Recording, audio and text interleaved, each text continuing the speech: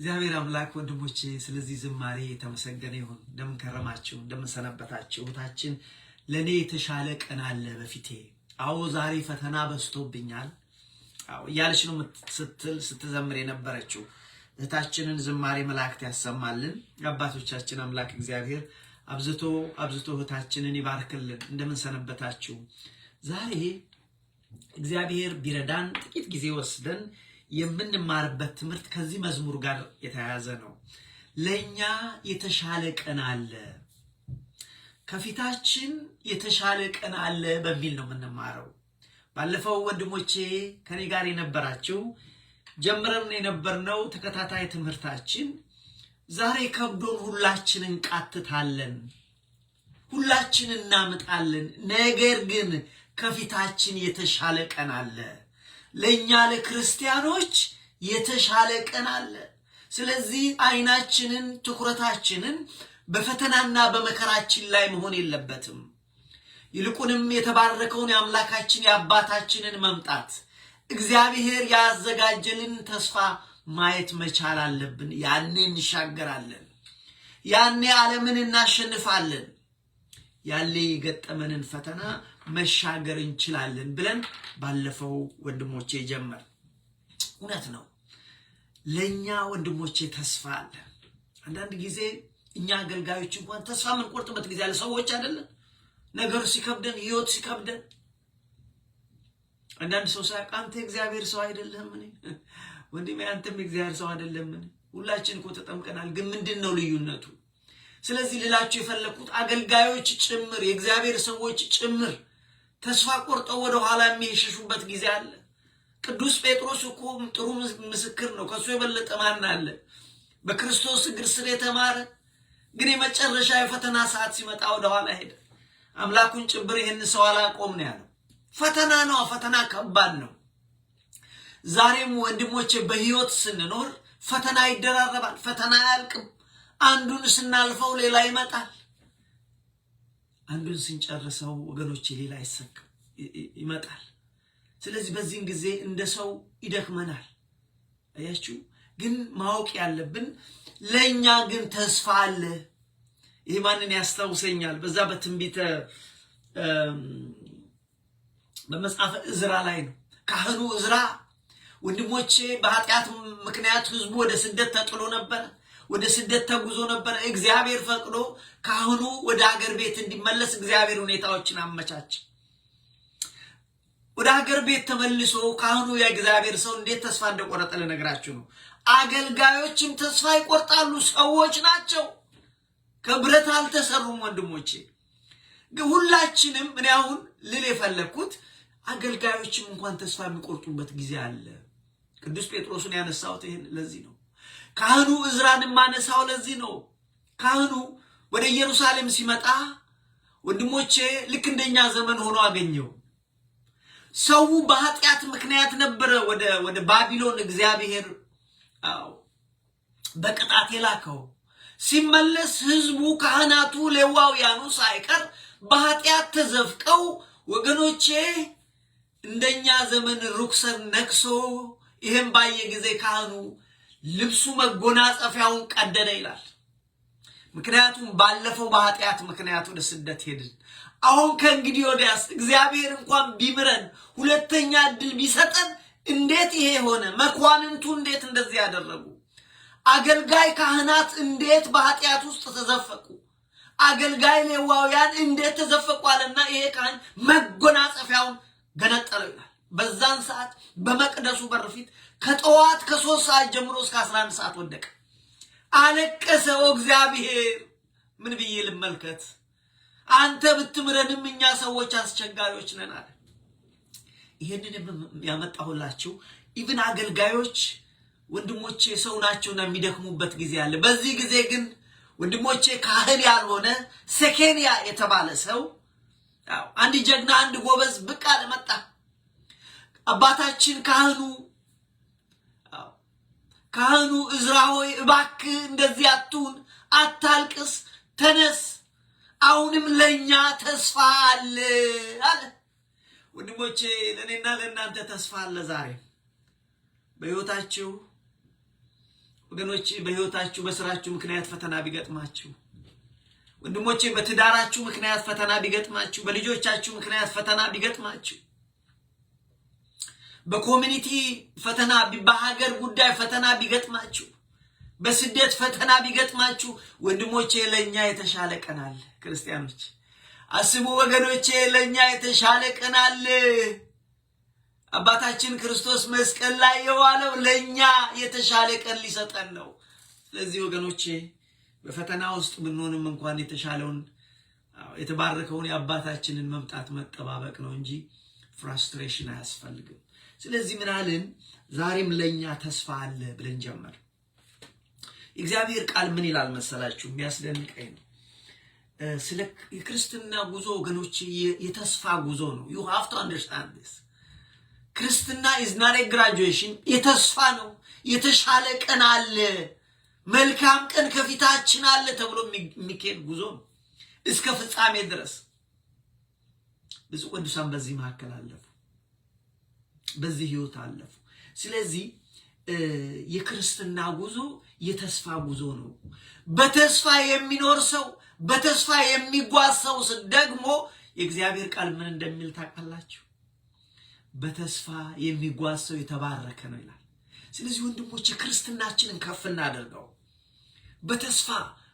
ዛሬ ባይመቸን፣ ዛሬ መከራ፣ ዛሬ በህይወታችን ፈተና ቢበዛ የተሻለ ቀን አለ ለኔ። አባባን እጠብቃለሁ፣ ጌታዬን እጠብቃለሁ፣ እመጣለሁ። ተመልሼ አይደል እንዴ ያለው ጌታ? ተመልሼ እመጣለሁ። ሐዋርያትን ምን አላቸው? ወንድሞቼ እኔ መሄዴ ነው አላቸው። በዛን ጊዜ ፈሩ። ዮሐንስ ወንጌል ምዕራፍ 14 ላይ ሄዳችሁ አንብቡ። መሄዴ ነው አላቸው። ወደ አባቴ ወደ አባታችሁ መሄዴ ነው ሲላቸው፣ ኑሯችንን ህይወታችንን ጥለን ወዴት ጥለን ትሄዳለን? ምክንያቱም ልክ ነው፣ ዳቦ እያበዛ ያበላቸው ነበር። ፈሩ። አይዟችሁ አትፍሩ፣ እኔ እሄዳለሁ፣ አጽናኙን እልክላችኋለሁ፣ ደግሞ ሁለተኛ እመጣለሁ፣ ተመልሼ እኔ ባለሁበት እንድትሆኑ እወስዳችኋለሁ። አይዟችሁ፣ አትረበሹ፣ አትፍሩ አላቸው። ተመልሼ እመጣለሁ። አባባ ይመጣል ተመልሶ፣ አምላካችን ይመጣል። የሞተልን ጌታ ወንድሞቼ ተመልሶ ይመጣል። ለምን ይመጣል? ሊወስደን ይመጣል። ከሱ ጋር እንድንሆን ይመጣል። ስለዚህ ወገኖቼ የክርስትና ህይወት በተስፋ የሚጓዙት ህይወት ነው። ስለዚህ እግዚአብሔር ቃል ይላል ተስፋው በአምላኩ የሆነ ሰው እርሱ የተባረከ ነው። ያችሁ ተስፋው እግዚአብሔር የሆነ ሰው፣ በተስፋ የሚኖር ሰው እሱ የተባረከ ነው ይላል። ኦኬ። ስለዚህ ይሄ ትምህርት እንግዲህ ወገኖቼ የተስፋ ትምህርት ነው፣ የመጽናናት ትምህርት ነው። ለምን? ከምን ጊዜውም በላይ የመጽናናት ትምህርት ያስፈልጋል። ህይወት ከባድ ነው፣ ፈተና ሆኗል። life is getting tough። መኖር ከባድ ነው፣ ስራ መስራት ከባድ ነው፣ ልጆች ማሳደግ ከባድ ነው፣ ትዳር ከባድ ነው ወንድሞቼ። ስለዚህ በዚህ ዘመን ከምን ጊዜውም የበለጠ ወንድሞቼ የተስፋ ትምህርት ያስፈልጋል። ለዚህ ነው ከፊታችን የተሻለ ቀን አለ ብለን የጀመርነው። ምንድነው ያልነው? ዛሬ ከብዶን ሁላችን እንቃትታለን። ባለፈው የጀመርነው ዛሬ ከብዶን ሁላችን እንቃትታለን። ትልቁ ትንሹ ይቃትታል፣ በምጥ ውስጥ ነው። ነገር ግን ከፊታችን የተሻለ ቀን አለ። ያችሁ ለዚህ ነው እንግዲህ የእግዚአብሔር ቃል ምን ይላል? እግዚአብሔርን በተስፋ የሚጠብቁ ሰዎች ኃይል ያደርጋሉ፣ ይበረታሉ፣ ይጠነክራሉ። እንደዚህ ይላል። እግዚአብሔርን ተስፋ የሚያደርጉ ኃይላቸውን ያድሳሉ። ወንድሞቼ እግዚአብሔርን ተስፋ አድርጉ፣ ኃይለኞች ትሆናላችሁ፣ ጎበዞች ትሆናላችሁ። አይናችንን፣ ትኩረታችንን መከራችን፣ ፈተናላችን ላይ ብቻ አናደርገው። I'm not saying it is an easy ቀላል ነው እያልኩ አይደለም፣ ግን ይህንን ፕሪንሲፕሉን መሰረታዊ ሐሳቡን እንረዳ። ኢሳይያስ ትንቢተ ኢሳይያስ ምዕራፍ 40 ቁጥር 31 ላይ እንደዚህ ይላል፣ እግዚአብሔርን በመተማመን የሚጠባበቁ። በቃ አያችሁ፣ ይሄ ነው ክርስትና። በመተማመን እግዚአብሔር ያደርጋል፣ እግዚአብሔር ይመጣል፣ ያለንን የተሻለ ቀን ይሰጠናል ብሎ የሚጠባበቁ ሰዎች ምስጉኖች ናቸው። እግዚአብሔርን በመተማመን የሚጠባበቁ ግን ኃይላቸውን ያድሳሉ። ኢቭን በዚህ ምድር ላይ ቢሆን በፈተና ውስጥ እንኳን ቢኖሩ ኃይላቸው የታደሰ ይሆናል። ለምን? እግዚአብሔርን በተስፋ ይጠባበቃሉ። እንደ ንስር በክንፍ ይወጣሉ። እንደ ንስር ወገኖች ከአዕዋፍ ይለያል። ሰማያትን ሰንጥቆ ማየት የሚችል ነው። ኃይላቸው እንደ ንስር። ስለዚህ እግዚአብሔርን በመተማመን የሚጠባበቁን ኃይላቸውን ያድሳሉ። እንደ ንስር በክንፍ ይወጣሉ፣ ይሮጣሉ፣ አይታክቱም፣ ይሄዳሉ፣ አይደክሙም። ለምን? ኃይላቸው እግዚአብሔር ነው። ስለዚህ እግዚአብሔርን በዚህ በታፍ ታይም ህይወት ታፍ በሆነችበት ጊዜ ወንድሞቼ እግዚአብሔርን ተስፋ አድርጎ መጠበቅ አስፈላጊ ነገር ነው። Is life hard? Yes, it is hard. ስራ መስራት ከባድ ነው። መኖር ከባድ ነው። በሀገር ውስጥ መኖር ከባድ ነው። ከሀገር ውጭ መኖር ከባድ ነው። ወደ ስደት መሄድ ከባድ ነው። ከስደት መመለስ ከባድ ነው ወንድሞቼ እመኑ። ለዚህ ነው ዛሬ ሁላችንም ነው የሚለው ሁላችንም ከብዶን እንቃትታለን። ነገር ግን ከፊታችን የተሻለ ቀን አለ ብለን የጀመርነው እና የእግዚአብሔር ቃል ምንድነው የሚለው?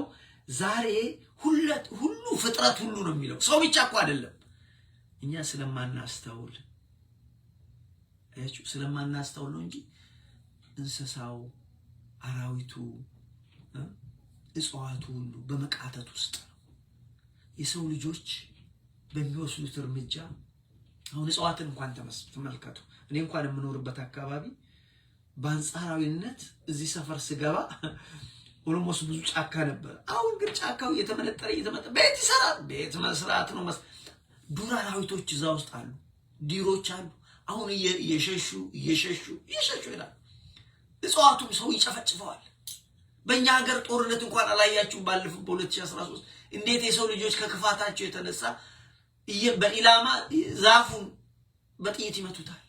ስለዚህ ጭንቅ ውስጥ ነው ያለው ፍጥረት ሁሉ የተባለው በዚህ ምክንያት ነው። ወንድሞቼ ፈተና አለባችሁ፣ መከራ አለባችሁ። እናንተ ብቻ አይደላችሁ። የዋቱ ሰው ሁሉ ፈተና አለበት። መጠኑና አይነቱ ነው የሚለያየው። ይሄንን መገንዘብ ደግሞ ፈተና እኮ ከፈተና በኋላ ማደግ አለ፣ መሻገር አለ። ይሄንን መረዳት ፈተና ለዘላለም አይደለም፣ ለሁሌ አይደለም። ፈተናውን በህይወታችሁ ስትወስዱ ለሁሌ ነው አይደለም፣ ለጊዜው ነው። የሚገርመው ደግሞ እሱ ፈተና ስንሻገር ሌላ ፈተና ይመጣል። ይሄንን መረዳት ያስፈልጋል። እና እግዚአብሔር ቃል ምንድነው የሚለው? ፍጥረት ሁሉ አሁን በመቃተትና በምጥ ውስጥ ይገኛል። የሚገርም ነው። ለካ በምጥ ውስጥ ነው። ሁሉ ሰው እኮ ያምጣል። ለምን? በችግር ምክንያት፣ በፈተና ምክንያት ሁሉ ሰው በጭንቅ ውስጥ ነው ወንድሞቼ። ሁሉ ሰው መከራ ውስጥ ነው። ግን ብዙ ሰዎችን አናገራለሁ። ይገርመኛል። ሰው በቃ እኔ ብቻ ነኝ፣ እግዚአብሔር ረስቶኛል። ልክ ቅድም ዘማሪዋ እንዳለችው በቃ እኔ እግዚአብሔር እኮ ትቶኛል አትበል ነው የሚለው። እግዚአብሔር አይተውም። ሰው ግን እኔም ብቻ በቃ እኔ ብቻ ይሁን ሰማይ ተደፍቶብኝ ኑሮ በቃ ይገርመኛል። በጣም ይገርመኛል። ለምን እንደሚገርም ታውቃላችሁ? ይሄ ምን ያህል አንደርስታንዲንጋችን ምን ያህል ትንሽ እንደሆነ ነው። ያለንበትን ዘመን እንዴት አንዋጀው? ዘመኑን እኮ ስንዋጀው ከባድ ዘመን መሆኑን እንዴት አንረዳም? ስለዚህ ሰው ሁሉ ነው የማናገረው። ሰው የሚገርመኝ በቃ ሁሉ መከራ እንደዚህ መጥቶ እንደዚህ ምናምን ሰማይ ተደፍቶብኝ ምድሪቷ እንደዚህ ሆና ምናምን ኦያ ማይ ፍሬንድ ሁሉ ሰው አለው እሱ ነገር። ሁሉ ሰው በዛ ውስጥ ያልፋል። ስለዚህ በምጥ ውስጥ ነው ያለነው። ለዚህ ነው እግዚአብሔር ቃል አሁን እኛ በድንኳን የምንኖር በድንኳን ውስጥ ያለን እኛ ዛሬ ከብዶን እንቃትታለን። በምን ውስጥ ያለን? በቤት ውስጥ እንኳን በድንኳን ውስጥ ያለን እኛ ከብዶን ዛሬ እንቃትታለን። ነገር ግን ነገ የተሻለ ቀን አለልኝ። በምን ውስጥ ያለን? በድንኳን ውስጥ። ቅዱሳን እንደዚህ ነው የሚሉት። ቅዱስ ጳውሎስ ነው ይሄንን ያለው። ሁለተኛ ቆሮንቶስ ምዕራፍ 5 ላይ ሄዳችሁ ብታዩ እኛ በድንኳን ውስጥ የምንኖር ከብዶን እንቃትታለን ይላል። ለካ በድንኳን ውስጥ ነው የምንኖረው፣ በህንፃ ውስጥ አይደለም። አያችሁ። ቅዱስ ጴጥሮስም እንደዚሁ ይላል። ቅዱስ ጴጥሮስም ሌላ ቦታ ላይ እንደዚሁ በድንኳን ውስጥ የምኖር እኔ ብሎ ነው እሱ እንደውም የሚለው በድንኳን ውስጥ የምኖር እኔ አዎ ብሎ ይላል። ስለዚህ በድንኳን ውስጥ ነው ያለነው። ምን ማለት ነው? አንድም ስለ አካላችን ነው፣ ስለሚሞተው አካል ነው ድንኳን የተባለው። ጊዜያዊ ነው፣ ነገ ዘላለማዊ አካል አለ ነው አንድም። ሁለትም ደግሞ የምንኖረው አሁን ጊዜያዊ በሆነች ምድር ጊዜያዊ በሆነች ቤት ውስጥ ነው። እንደ ድንኳን የምትቆጠር ነች። ነገ ግን በሰው ያልተሰራች በእግዚአብሔር የተሰራች ከሰማይ ቤት አለን ይላል። እንደዚህ ይላል ቅዱስ ጴጥሮስ። ድንኳን የሚሆነው ምድራዊ መኖሪያችን ቢፈርስ በሰማይ ያለ በእጅ ያልተሰራ የዘላለም ቤት የሚሆን ከእግዚአብሔር የተሰራ ሕንፃ እንዳለን እናውቃለን። ሕንፃ አለን በሰማይ። ይሄ ቢፈርስ ይሄ ድንኳን ችን ያዙ፣ ድንኳን ውስጥ ነው ያለነው። ድንኳን የሚሆነው ምድራዊ መኖሪያችን ቢፈርስ በሰማይ ያለ በእጅ ያልተሰራ የዘላለም ቤት የሚሆን ከእግዚአብሔር የተሰራ ሕንፃ እንዳለን እናውቃለን። በተስፋ እንኖራለን። ፈተናችንን ሳይሆን ትኩረት የምናደርገው የገጠመንን መከራ ሳይሆን ተስፋችንን ነው። አያችሁ፣ በሰማይ ያለ በእጅ ያልተሰራ የዘላለም ቤት የሚሆን ከእግዚአብሔር የተሰራ ሕንፃ እንዳለን እናውቃለን። በዚህ ውስጥ በእውነት አሁን እንቃትታለን ይላል። በእውነት አሁን እንቃትታለን። ከብዶን ሕይወት ከብዶን እንቃትታለን። ይሄ የተጻፈው እኮ 2000 years ago ነው፣ 2000 years ago ነው ቅዱስ ጳውሎስ የጻፈው። እንግዲህ በዛን ዘመን እነሱ ከቃተቱ እኛማ ምን እንበል? የዘመን መጨረሻ እላቂ ላይ የደረስን እኛማ ምን እንበል? ይህንን መረዳት ያስፈልጋል። ማንጎራጎራ ያስፈልጋል። ፈተና ሰው ሁሉ አለበት ወንድሞቼ፣ ሰው ሁሉ ፈተና አለው። ልዩነቱ መጠኑና አይነቱ ነው እንጂ በቃ እኔም ብቻ ነው እግዚአብሔር የማይወደኝ፣ እኔም ብቻ ነው በቃ የኔ ነገር በቃ ሁሉ ነው። አንተም ብቻ አይደለም፣ አንቺም ብቻ አይደለም። ችግሩ አንተ ስላልተረዳኸው ነው። ስለዚህ ምን ይላል? በዚህ ውስጥ በእውነት እንቃትታለን፣ ግን አለ የምንናፍቀው ነገር አለ። ከሰማይ የሚሆነው መኖሪያችንን እንድንለብስ እንናፍቃለን አለ። አያችሁ። ስለዚህ እግዚአብሔር ሰዎች በመከራ ውስጥ ምንሆን እንኳን በተስፋ እንኑር፣ በመናፈቅ እንኑር። የተሻለ ሀገር አለን፣ የተሻለ ቀን ከፊታችን አለን፣ እንናፍቃለን አለ። ከሰማይ የሚሆነው መኖሪያችንን እንድንለብስ እንናፍቃለን። ለብሰን ራቁታችን አንገኝም ካለ በኋላ አሁን ስላለው ህይወት፣ ስለ ህይወት ክብደት፣ ስለ ኑሮ ክብደት ሲናገር በእውነት ይላል። ይሄ የሚሞት ሰውነታችን ማለት ነው። በእውነትም የሚሞተው በህይወት ይዋጥ ዘንድ ይሄ የሚሞተው ነው። የዘላለም ህይወት የሆነ ደግሞ ይመጣል ይላል። በእውነትም የሚሞተው በህይወት ይዋጥ ዘንድ ልንለብስ እንጂ ልንገፈፍ የማንወድ ስለሆነ ዛሬ በድንኳን ያለን እኛ ከብዶን እንቃትታለን። አያችሁ፣ በዛን ዘመን የነበሩ ከክርስቶስ ጋር የነበሩ ሐዋርያት እንኳን ከብዶን እንቃትታለን ካሉ እኛማ ምን እንበል? ይህንን መገንዘብ ያስፈልጋል ወንድሞቼ። እና የተነሳንበት ነገ የተሻለ ቀን አለ ለኛ። ዛሬ ህይወት ቢከብድ፣ ኑሮ ቢከብድ፣ እውነት ነው ዛሬ ከባድ እኮ ነው። ህይወት እኮ ከባድ ነው። ህይወት እኮ ወንድሞቼ ዛሬ እጅግ አስጨናቂ እኮ ነው። አያችሁ፣ መኖር እኮ እጅግ ከባድ ነው። ሰው ሁሉ ለቅሶ ላይ ያለቅሳል፣ ያመጣል። በቃ ግን ሰው የማይረዳው ችግሩ ሁሉ እሱ ብቻ፣ ችግሩ እሱ ላይ ብቻ። ቅድም ነግሬያቸዋለሁ። ንጉሱ አነጋግራለሁ። ሳነጋግር ሁሉ ሰው እስጢፋኖስ ይሁን በቃ እኔ እንደዚህ ተፈጥሮብኝ እንደዚህ ሆኜ እንደዚህ ምን ያምን አይ ወንድሜ ይላል በልቤ። ያልገባ ሰው ሁሉ እኮ ችግር አለበት። ፕሬዚደንቱ ችግር አለበት፣ ጠቅላይ ሚኒስትሩ ችግር አለበት፣ ሮክፌለር ቤተሰቦች ችግር አለባቸው፣ ቢልጌት ችግር አለበት። ልዩነቱ የአንተ ችግርና የቢልጌት ችግር ይለያያል። የእስጢፋኖስና የአንተ ችግር ይለያያል። ሰው ሁሉ ችግር አለበት ወንድሞቼ። ይህንን ማወቅ ለሶሉሽን ሃፍ አንሰር ነው። ችግር ሰው ሁሉ እንዳለበት ማወቅ። ለምን ችግራችንን በአንጻራዊነት እንይዘዋለን። ስለዚህ ጠቅለል ባለ መልኩ ህይወት እጅግ ከባድ ነው። መኖር እጅግ ከባድ ነው። ስራ መስራት ከባድ ነው። ስራ ከባድ አይደል? በጣም ከባድ እኮ ነው ስራ መስራት። በጣም በዚህ ዘመን ስራ የሚባለው ነገር እጅግ አስጨናቂ ነው። በቃ እንደዚህ ተይዘን እኮ ነው። አቤት ሲያሰቃዩን፣ አቤት አቤት እግዚአብሔር። ስለዚህ ከባድ ነው። ስራ መስራት ከባድ ነው። ቤተሰብ መምራት ከባድ ነው። ትዳር መምራት ከባድ ነው ወንድሞች፣ ከባድ። ልጆች ማሳደግ ከባድ ነው። መንፈሳዊ ህይወት እንኳን ከባድ ነው። ቤተክርስቲያን መሄድ ከባድ ነው። ድሮ ቤተክርስቲያን ሰው ሲሄድ እርፍ ይላል አይደል? የለም አሁን ጌታዬ እዛ ይብሳል ያለው ጦርነት ያለው ፈተና እዛ ይብሳል። ስለዚህ ህይወት ከባድ ነው። መንፈሳዊ ህይወት አሳር ሆኗል። ክርስትና እጅግ ከባድ ሆኗል። በሀገር ውስጥ መኖር ከባድ ነው። ከሀገር ውጭ መኖር ከባድ ነው። ወደ ሀገር ቤት መግባት ከባድ ነው። አያችሁ? ስለዚህ ጥያቄው ህይወት ከባድ ሲሆን፣ ህይወት ፈተና ሲሆን እኛ ክርስቲያኖች ምንድነው ማድረግ ያለብን? እንደ አህዛብ እንደማያምኑ ሰዎች ህይወታችንን በብስጭት በፍራስትሬሽን ራሳችንን በመጥላት እንኑር ወይንስ ወንድሞቼ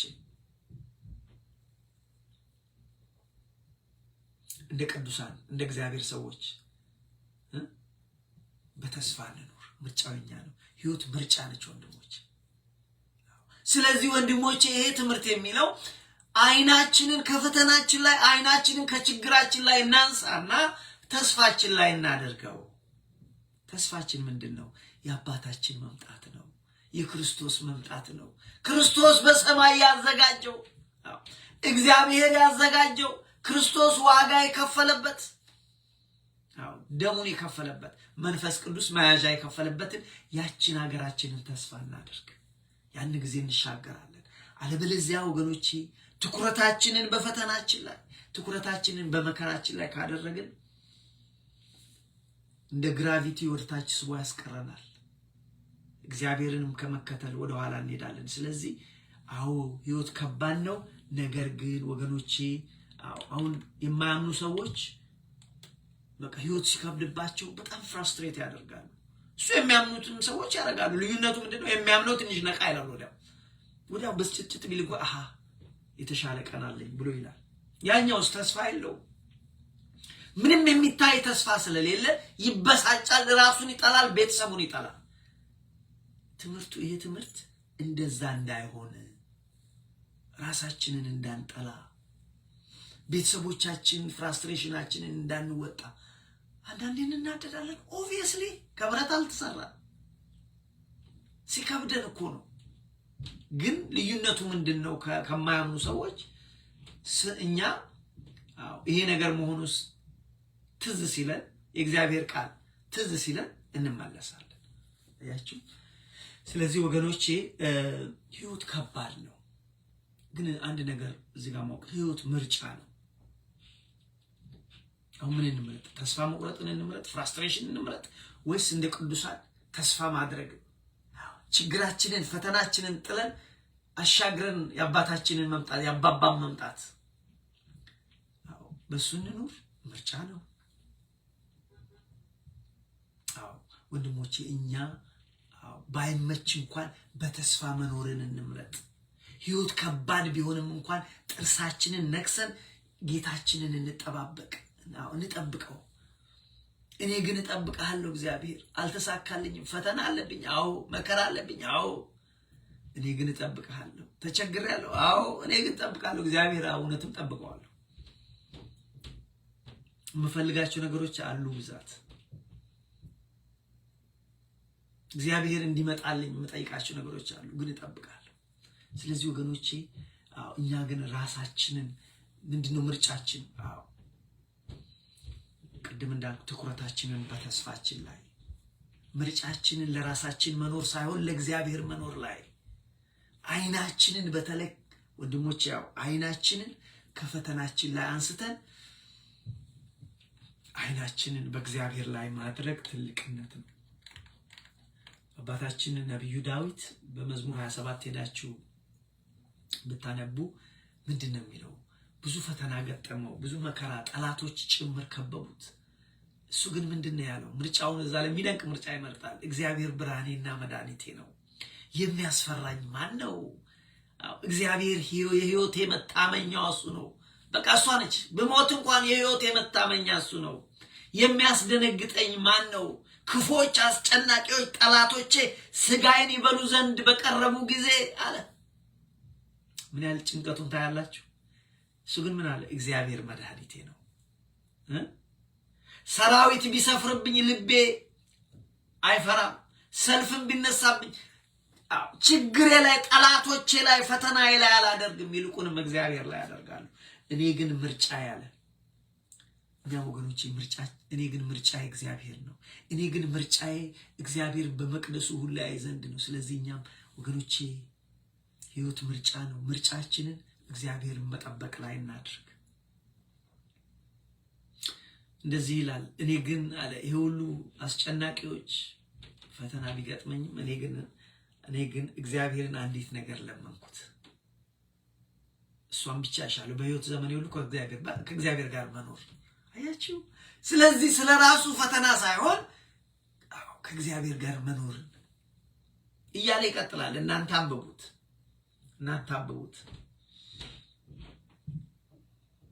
ጸሎት ሁሉ ይጸልያል። ቁጥር 7 ላይ አቤቱ ወደ አንተ የጮኩትን ቃሌን ስማኝ፣ ማረኝና አድምጠኝ ይላል። እዚሁ ጋር ማረኝና አድምጠኝ። አንተ ፊቴን እሹት ባልክ ጊዜ አቤቱ ፊትህን እሻለሁ። ልቤ እኮ እግዚአብሔር አንተን አለ እጠብቅሃለሁ። ፊትህ ከኔ አትሰውር አለ። የጸሎቱ ነው በፈተናው። ፊትህን እግዚአብሔር ከኔ አትሰውር። ተቆጥተህ ከባሪያ ፈቀቅ አትበል። እባክህ እግዚአብሔር ረዳቱ ነኝ፣ አትጣለኝም። የመድኃኒቴ አምላክ ሆይ አትተውኝ። ዳዊት እንደዚህ ካለ 3000 years ago ዳዊት እኮ ንጉስ ነው። ንጉሱ ፈተና አለበት። ቅድም ካልኳችሁ ፕሬዚደንት ፈተና አለበት፣ ጠቅላይ ሚኒስትር ፈተና አለበት። በታች ደረጃ የሚሰሩ ሰራተኞች ፈተና አለባቸው። ባካትተውኝ እኔ ግን የምጸልያት አንድ ነገር ነው። ኢትስ ኦኬ ያለ በእግዚአብሔር ቤት ለዘላለም ኖር ዘንድ እግዚአብሔር ያንተን ውበት ሁሉ ያይ ዘንድ አለ። ስለዚህ ጸሎት አደረገ። ሲመሰክር ግን የገጠመውን ፈተና የገጠመውን መከራ ሲናገር የሚገርማችሁ ቁጥር 10 ላይ ሌላው ቢቀር ዘመዶች እንኳን ተውኝ፣ አባት እናቴ ትተውኛል፣ እግዚአብሔር ግን ተቀበለኝ ይላል። ልክ እኮ በቃ እንደዚህ ነው እኮ። አሁን ህይወት ከባድ ነው አላልኳችሁ? ህይወት ከባድ ነው፣ መኖር ከባድ ነው። ስለዚህ ዳዊት ምንድነው? አባት እናቴ ትተውኛል፣ አቤቱ መንገድህን አስተምረኝ። እንደዚህ ይላል። አባቴና እናቴ ትተውኛል፣ እግዚአብሔር ግን ተቀበለኝ። አቤቱ መንገድህን አስተምረኝ፣ ስለ ጠላቶቼ በቀና መንገድ ምራኝ። የሐሰት ምስክሮችና አመፀኞች ተነስተውብኛልና ለጠላቶቼ እባክህ ፍቃድ አትስጠኝ። አያችሁ፣ ፈተናውንም ይነግረናል፣ መከራውንም። ዘመዶቼ ተውኝ፣ አባት እናቴ ተውኝ ይላል። ግን መጨረሻ ላይ ምንድነው የሚለው? ግድ የለም ይሄ እንኳን ባይሆን እኔ ግን ተስፋ አደርጋለሁ፣ አንድ ቀን በሕያዋን አገር አንተን አይሃለሁ። እንደዚህ ነው ወንድሞቼ ተስፋችንን መጠበቅ ያለብን። ባይሳካ በምድር እንደዚህ ይላል። በመንፈስ ቅዱስ ሆኖ ስለ ተስፋው ሲናገር ቁጥር 13 ላይ ቁጥር 12 የሐሰት ምስክሮች አመፀኞች ተነስተውብኛል፣ ለጠላቶቼ ፈቃድ አትስጠኝ ካለ በኋላ ስለ ተስፋው ሲናገር የእግዚአብሔርን ቸርነት በሕያዋን ምድር አይ ዘንድ አምናለሁ። አዎ ዛሬ ይከብዳል ነገሩ። እኔ ዳዊት ግን ዛሬ በፈተና ውስጥ ነው።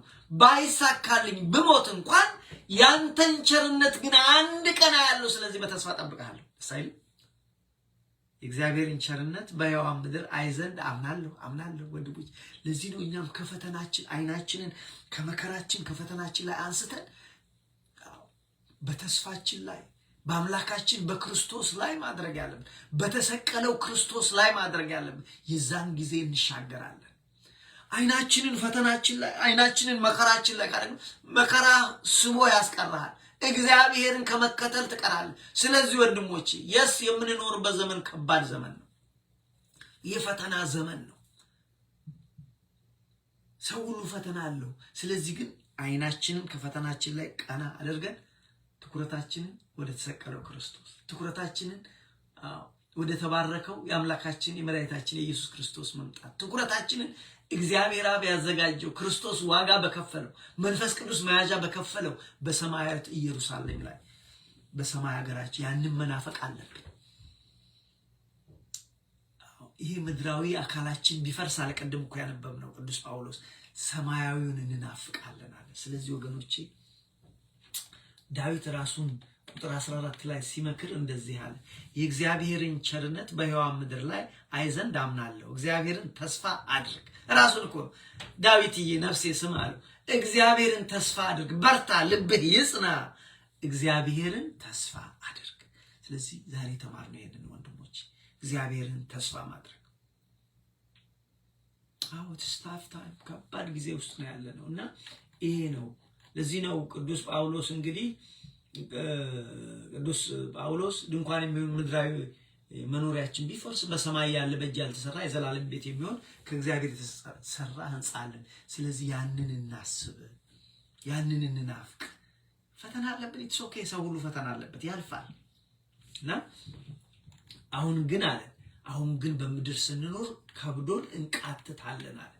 አሁን እንደ ምጥ ነው። ሁላችን በምጥ ውስጥ አለን። ምጥ በነገራችን ላይ ምጥ እንግዲህ እናቶቻችን እህቶቻችን ሲወልዱ እርግዝና የራሱ ስሜት አለው። ምጥ ምንድነው ብለን ብንል አንደኛ እርግዝና ታይም አለ፣ ሁለተኛ የምጥ ታይም አለ። የእርግዝና ጊዜ ስሜቱ የተለያየ ነው። የደስታ አለ፣ ልጅ ልወልድ ነው፣ ደስ አረገዝኩ እኮ ጸነስኩ እኮ ደስ የሚል የደስታ ጊዜ አለ። እንደገና ደግሞ ትንሽ የፍራቻ የስጋት ወደና አገላገልኩ 9 ወር እንደዚህ በዚህ መልክ ይኖራሉ። ይሄ ነው። ምጥ ደግሞ ከዚህ ታፉ ነው። ምጥ 1 ቀን ሲቀረው 2 ቀን ሲቀረው ምጥ የሚያስፈራ ነው። አያችሁ፣ ምጥ የሚያም ነው። 1 ሰዓትም ይሁን 2 ሰዓት በምጥ ውስጥ ሲያልፉ በጣም ፔንፉል ነው። በጣም ያስፈራል። እርግዝና ቅድም ነግሬያቸው፣ እርግዝና ትንሽ ደስታ አለው፣ ስጋት አለው፣ ፍርሃት አለው። ምጥ ግን በጣም የሚያስጨንቅ፣ በጣም የሚያስጨንቅ፣ በጣም የሚያስፈራ፣ በጣም ህመም ያለበት ነው ምጥ። ሁላችን በምጥ ውስጥ አለን ለሚለው ነው እኔ በምሳሌው ለማገናዘብ የፈለኩት። ግን የሚገርማችሁ ምጡን እናቶች እህቶች ሲገላገሉት ደስታ ይሆናል። ምጡ ይረሳል፣ ያ ፍራቻ ይረሳል፣ ያ ፔን ይረሳል፣ ያ ህመም ይረሳል። ልጅ ተወለደ ተብሎ ይባላል። እንደዛውን ያለነው በምጥ ውስጥ ነው። ይሄንን ስንገላገል ከምጥ በኋላ ልክ ደስታ እንዳለ ሁሉ ወንድሞቼ አሁን ከምድራዊ ምጥ በኋላ የተሻለ ነገር አለ። ለኛ መልካም ቀን አለ ከፊታችን። አያችሁ፣ ዛሬ ከብዶን ብንቃትትም ግን ለኛ ምን አለ? የተሻለ ቀን ከፊታችን አለ። ምንድነው እሱ? ስለዚህ አሁን ያለንበት የጨለማ ዘመን፣ አሁን ያለንበት ታፍ ታይም ነው፣ የመከራ ሰዓት ነው። ስለዚህ እንዴት አድርገን ይሄን ምጥን ዘመን፣ ይሄን ከባድ ዘመን፣ ይሄን የጨለማ ዘመን እንዲሻገር 5 ነገር። አንደኛ ትኩረታችንን መከራችን ላይ እናድርግ። ትኩረታችንን ተስፋችን ላይ እሞት ይሆን ብላ ከማለት ይልቅ ልጄ ይወለዳል ብሎ መጠበቅ። ስለዚህ ትኩረታችንን በመከራችን በፈተናችን ላይ ሳይሆን በተስፋችን ላይ፣ በአምላካችን በመድኃኒታችን በኢየሱስ ክርስቶስ ላይ። ችግር አለብኝ ጌታዬ ሆይ ግን እጠብቅሃለሁ፣ በማማዬ ላይ ሆኜ እጠብቃለሁ። ሁለተኛ ትኩረታችንን አሁንም እንዳልኳችሁ በመከራችሁ ላይ ትኩረት አታድርጉ። ቀላል ነው እያልኩ አይደለም። ዳዊት ቅድም እንዳለው በቃ ፈተና ውስጥ ነው ያለሁት፣ ግን ብሞትም እንኳን አውቃለሁ በሰማይ ግን አገኘሃለሁ፣ የተሻለ ቀን ለኔ ያለ አለ። ስለዚህ ከፈተናው ይልቅ በተስፋ ደስ ይበለን። እግዚአብሔር ቃል በተስፋ ደስ ይበላችሁ። የክርስትና ጉዞ የተስፋ ጉዞ ነው። የተስፋ ጉዞ ነው። ቅዱሳን በብሉይ ኪዳን እንኳን የነበሩና አብርሃም እንኳን አሻግረው በተስፋ አዩት ነው የሚለው እንጂ አልደረሱበትም። የክርስቶስን መምጣት አሻግረው ነው፣ ግን በተስፋ ኖሩ፣ በድንኳን ኖሩ። እኛም ዛሬ በድንኳን የምንኖር ከብዶን የምንቃትት ወንድሞቼ፣ አይናችንን ከገጠመን መከራ ከገጠመን ፈተና አንስተን ወንድሞቼ አይናችንን ክርስቶስ ላይ እናድርግ። የተሻለ ቀን ከፊታችን አለ። ሁሌ ደግሞ በመታመን እንጓዝ። ምንድነው እሱ? አማኞች ነን፣ በመታመን መጓዝ እስከዛን ቀን ድረስ። ስለ ራሳችን ሳይሆን መኖር ያለብን ስለ እግዚአብሔር እሱን ደስ በማሰኘት የመኖራችን ዓላማ ይሄ ነው። የማያስፈልገው በዚህ በጨለማ ሰዓት ብስጭት፣ ፍራስትሬሽን፣ ራስን መጥላት አያስፈልግም። ከብዶኛል። አዎ ቅዱሳንም በዚህ ውስጥ አልፈውታል፣ ግን ይሻገረዋል። ኦኬ።